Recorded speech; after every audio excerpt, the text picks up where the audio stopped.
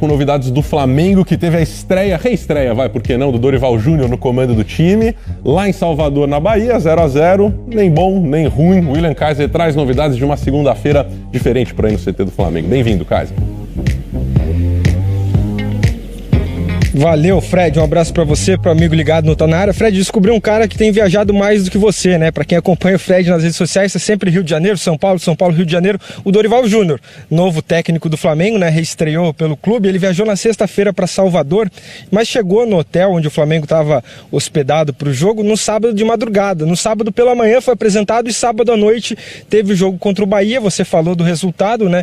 Um empate 0-0, mas que o Dorival depois chegou a falar que esperava um rendimento até pior do Flamengo, porque no meio de semana teve eliminação na Copa do Brasil para o Corinthians, então os ânimos estavam a mil e aí a adrenalina acaba baixando. Ele achou que isso poderia refletir no jogo, mas no empate 0-0 ele acabou até gostando, né? O Flamengo viajou na madrugada de sábado para domingo e chegou domingo cedinho no Rio de Janeiro para poder descansar, e hoje, enfim, o primeiro trabalho do Dorival Júnior. Você não entendeu errado, ele teve o primeiro jogo dele antes mesmo de treinar a equipe, por isso que ele não mexeu muito na base, ele não tinha o Diego, colocou o William Arão no jogo contra o Bahia, por exemplo, mas hoje aqui no primeiro trabalho do Dorival, pelo menos quando a imprensa pôde acompanhar, ele fez dois times, né, montou como se fosse uma espécie de coletivo, titulares os mesmos que enfrentaram o Bahia contra os reservas, mas foi um trabalho tático, né, ele parou muito para falar muito com os jogadores, né, eu acho que até a bola rolou menos do que ele dava mais instruções do que a bola rolava, né, falava com o Cuéllar,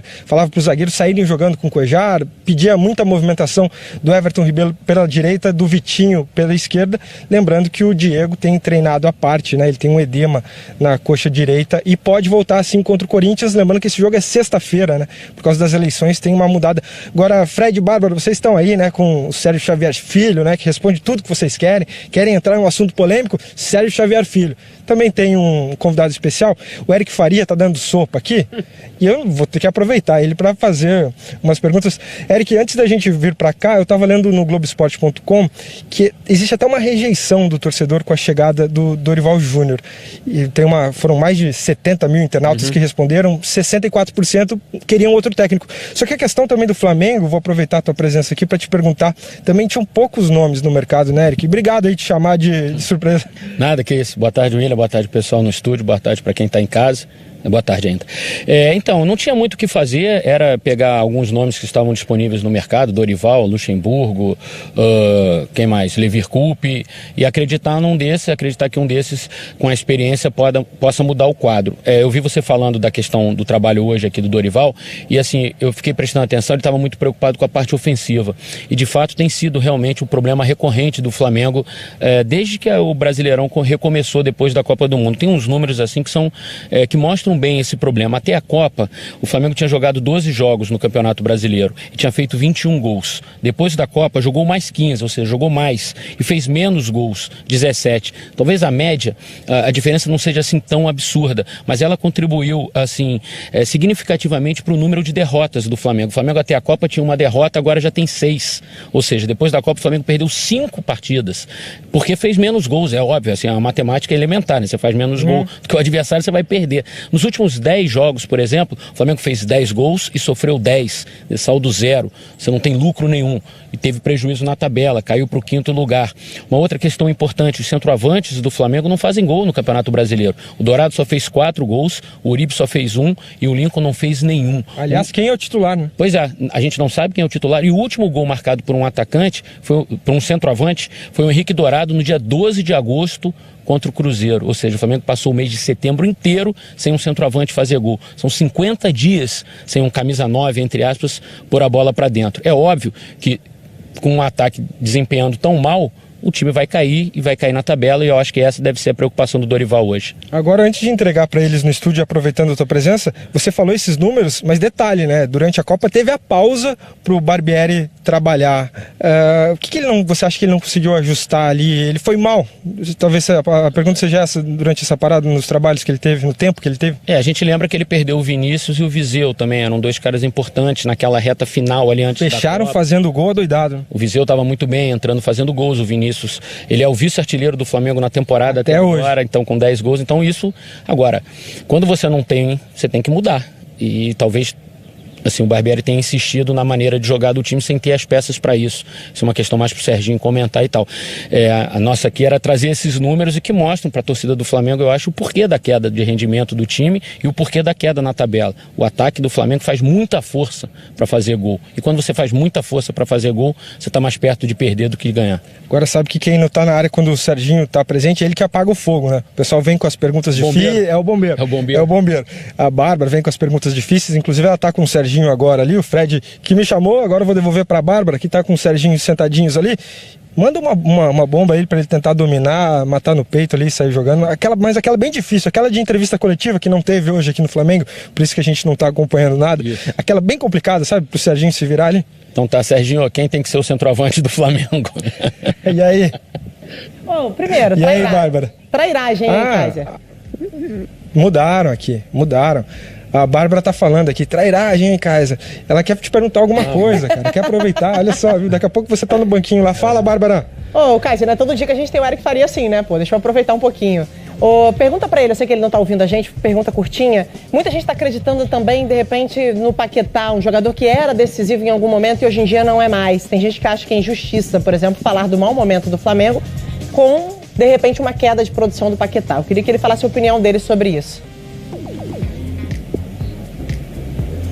A Bárbara, primeiro, ela falou que não é todo dia que a gente tem o Eric Faria, né? Então tem que aproveitar. Por isso que eu também puxei, ele tava ali, vi ele no celular, aproveitei. A pergunta da Bárbara é a seguinte: a queda de rendimento do Flamengo também tem a ver com a queda de rendimento do Lucas Paquetá? Talvez sim. Assim, é difícil. Assim, não existe um motivo só para um time cair de produção como o Flamengo caiu, né? Eu ainda acho que essa queda de performance do ataque ela foi determinante para o todo ir muito mal depois da Copa do Mundo. Mas sim, o Paquetá, claramente, talvez o desgaste dos jogos, ele é um jogador que se dedica muito em campo, se desgasta muito em campo. O Flamengo apostou na manutenção do time o tempo inteiro. Eles sabem o que fazem, né? O departamento de médico do Flamengo, tudo sabe, tem os números ali, mas de uma hora para outra o Paquetá realmente passou a cair um pouquinho de produção.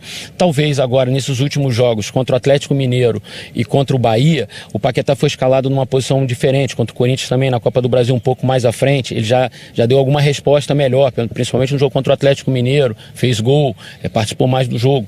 Então, tem que talvez entender também um pouco a maneira de jogar do Paquetá. O Paquetá vai ser segundo volante, vai ser na seleção, ele foi escalado pelo Tite um pouco mais à frente. Sim. Então, às vezes, para um garoto de 20 anos, toda hora ficar mudando de posição também é meio complicado. Tem todo o desgaste, ele veio de uma viagem, jogou contra o Corinthians. Eu acho que o Paquetá está desgastado. E isso certamente atinge também a performance dele em campo. E quando a gente monta o Flamengo, pelo menos antes, era o Cuéllar e tinha aqueles 4 na frente, né? O Paquetá tinha o Everton Ribeiro de um lado, o Vitinho, que seja, do outro, e tinha a presença do Diego. Sem o Diego em campo contra o Bahia, aí já aproveitando também para dar um... Fala aí. O Paquetá é o artilheiro do Flamengo no Campeonato Brasileiro. Então, mesmo ele não estando ainda no melhor da forma, ele é o cara que mais contribui com gols, quer dizer, então, até isso tá dependendo do Flamengo, dos gols do Paquetá. E é muito para um cara de 20 anos que está sendo escalado todo o jogo, em várias posições, viajando com a seleção brasileira, uma hora a performance vai cair. E eu senti ele muito sobrecarregado. O Serginho vai poder falar sobre isso daqui a pouco, no jogo contra o Bahia. Por quê? Porque não tinha a presença do Diego. O William Arão já é um jogador que joga um pouco, claro que se apresenta, inclusive o último lance do jogo foi quase um gol do William Arão, que se apresentou na área como elemento surpresa. Mas ele já joga quase ali na linha do Cuéllar, né? Eu senti o Lucas Paquetá muito sobrecarregado. E para encerrar, tem a questão do flerte também. Será que esse flerte da Europa interfere na cabeça? Ele é um menino, né? Mas tem outros casos, não é o único também, não é o primeiro. Difícil saber, William, difícil saber. Só ele pode responder sobre isso. Mas acho que não, porque desde o início do ano, quando o Paquetá começou a aparecer, falava-se na saída, na venda, o Vinícius estava vendido, continuou jogando muito bem, enfim. É difícil saber, mas não me parece que esse seja o problema. Assim, eu acho que é o desgaste mesmo físico, o estresse, o jogador acaba sendo muito cobrado. Hoje o Paquetá é um ídolo da torcida, ele tem essa responsabilidade de conduzir o Flamengo. Quando ele teve uma semana de descanso, ele jogou bem contra o Atlético Mineiro, aí agora ele vai ter mais uma semaninha de descanso, um dia menos, mas já tem um descanso, é bem provável que na sexta-feira ele já consiga jogar melhor por conta desse descanso mesmo. O jogador precisa descansar, não é máquina, né? E o Serginho, que está descansando, teve tempo para pensar na pergunta. Como que é a pergunta? Quem que deve ser o centroavante? Quem deve ser o centroavante do Flamengo? Henrique Dourado, Fernando Uribe ou Lincoln? E aí, Bárbara, manda pro Serginho essa. Mole, tranquilo, ó. Você tem que ver, ó, como é que ele tá aqui. Vai aparecer agora o Serginho. Aí, ó, tá tranquilão, só esperando a participação de vocês. Aí a pergunta. Só traíra. A bombinha, só traíra. Só traíra do lado de lá. São traíras legais, mas são traíras. Mas são traíras, todos, né? Não vamos tirar o título Só de traíra. traíra. Valeu, Kaiser, valeu, Eric Faria. Um beijo, obrigado pela participação. É sua. Não tenho nada com isso, não. Eu acho assim, Bárbara, o Flamengo, primeiro que é um grande enigma, né? A gente passou um ano inteiro discutindo o Flamengo. Não, agora vai. Mais um pouquinho, é líder, não sei o quê, vai ser campeão. E o Flamengo sempre atrapalhando os raciocínios, né? A turma faz assim, super ideia. Agora sim, Cuéllar como um primeiro volante ali no centro, Paquetá segundo, o Diego ali do lado. Esse é o time, daqui a pouco não é mais o time, né? A minha impressão é que faltou o ano inteiro convicção pro Flamengo, né? Então a questão do centroavante é quase para mim uma questão menor, a gente saber o nome, mas a insistência no centroavante me parece algo grave, né? E a torcida começou a perder um pouquinho de entra um, não faz o gol, sai o outro. Entra um, não sai o gol, sai o outro. Até a torcida não sabe, né? Assim, tá bom, e quem é que a gente tem que acreditar que vai resolver? Pra não pipocar, eu iria de Lincoln, que é garoto... Acho que é muito novo, e o momento do Flamengo é muito complicado pra você pôr um garoto numa fogueira como essa. Agora que tem um treinador que a gente tá vendo aí na tela, o Dorival, que é um treinador já rodado, sabe lidar com meninos, coisa e tal... Eu acho mas tem que manter, não adianta deixar o Lincoln um jogo, não faz o gol, tira no seguinte. Aí queima ele, né? Não queima ele, ninguém fica com confiança, né? Então eu acho que o Flamengo hoje é um bando de jogadores que estão ali agrupados sem confiança, o cara olha pro lado e acha que o companheiro não vai resolver a vida dele, né? Então isso é muito duro. Aí a troca de técnico pode ajudar. Eu queria falar do Paquetá, eu levantei essa bola porque tem torcedor que deposita um pouco a queda de rendimento também na queda de rendimento do Paquetá, que é um jogador que às vezes erra um pouquinho de passe. Eu também, por isso eu queria saber a sua opinião. Porque é um jogador talentoso, é um jogador em formação, apesar de hoje as pessoas acharem que ele é o cara que vai resolver os problemas do Flamengo, e ele vai oscilar, assim como o time. Então não dá pra depositar nele uma queda de rendimento. Eu queria saber a sua opinião. Eu acho que assim, de repente o Paquetá passou a ser, sabe, Lionel Messi, né? Isso. E ele não é isso, é um jogador de muitas qualidades, né? E de muitas responsabilidades, né? Jogaram para ele uma bola pegando fogo. Olha, você tem que ajudar o Cuéllar atrás, mas você tem que chegar na frente, você tem que armar e depois você tem que fazer o gol. Ele tem que fazer as três coisas, né? As três coisas não dá para fazer o tempo todo, né? Então, acho que houve um depósito exagerado de fichas no Paquetá. Na minha opinião, o Flamengo estaria em pior situação se o Paquetá não estivesse jogando. Quer dizer, então, a tal má fase do Paquetá, para mim, é o contrário, né? Ele, sem o Paquetá, quem estaria em má fase era o Flamengo. Falar um pouquinho do São Paulo, que disputa essa liderança do Campeonato Brasileiro, tem 52 pontos contra 53 agora do Palmeiras. Esse campeonato vai assim até o fim, tô gostando.